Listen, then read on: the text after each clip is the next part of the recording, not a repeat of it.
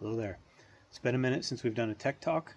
What I'm going to do is I'm putting together a Gen 3 short block and an S197 Gen 1 car. So I'm going to do a few small minis about what you have to do to make it work, because I get these questions a lot. And I'm going to title the episodes appropriately so you can find them easy. So first up, oil filter adapter. Gen 3 oil filter adapter needs to be swapped. The Gen 1 oil filter adapter will not work. It will not cover all the holes on the block and you'll have a leak. So this is a Gen 3 that it came with. This is an Illuminator Ford Racing short block. And I've already swapped out the Gen 2 oil filter adapter that you need to make it work the best. Now is the rear.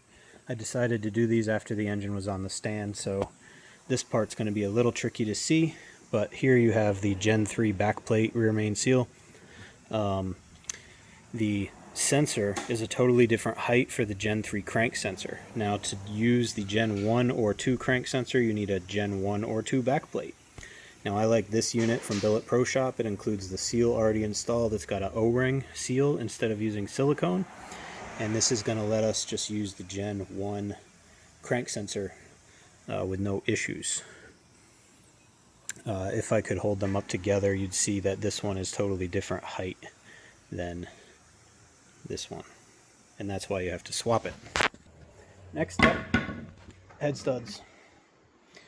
You need Gen 3 head studs to use this block because this is a 12mm block. You can see here we've got head studs, we've got Coyote MLS head gaskets. This is a relatively tame build, nothing too crazy. Installing head studs. Lots of people like to crank them down. Lots of people like to leave them too loose.